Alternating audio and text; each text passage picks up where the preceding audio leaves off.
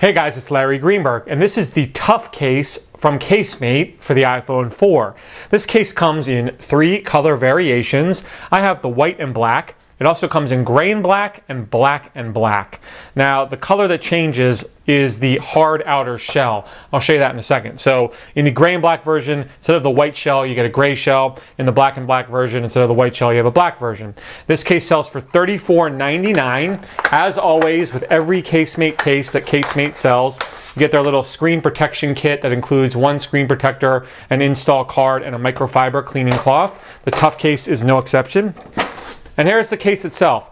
2-piece case, very reminiscent of the OtterBox commuter case. The 2 pieces consist of an inner silicone layer, and the outer piece is a hard, kind of plasticky layer.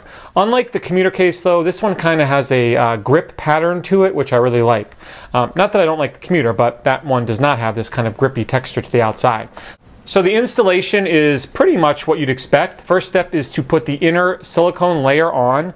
Got to make sure you get it all around the corners and get it kind of lined up. And then you have to wrap the hard plastic shell around the silicone.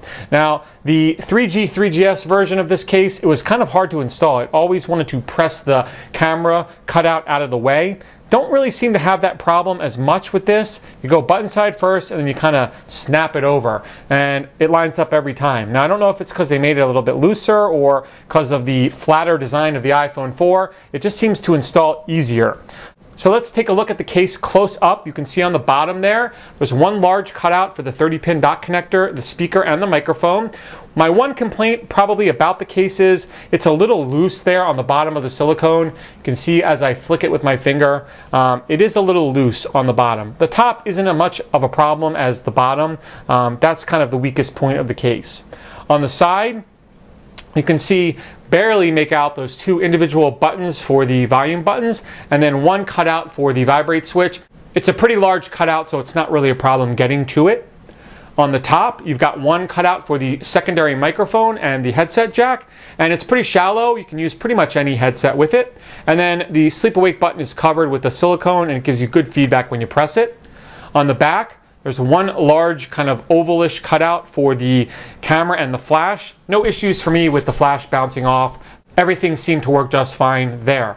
As I mentioned, the back shell has that grippy texture to it. It's on the sides as well. So not only that texture, but it's got these 2 kind of lines going down the back that offer some nice grip as you're holding it in your hand. You can see on the front, there's a tremendous amount of lay on the table design. The silicone goes all around the edges and gives you a good amount of lay on the table. No problem if you want to put your screen down first. No issues for me using a screen protector. I do have the SGP screen protector on here, and I have not had any bubbling whatsoever.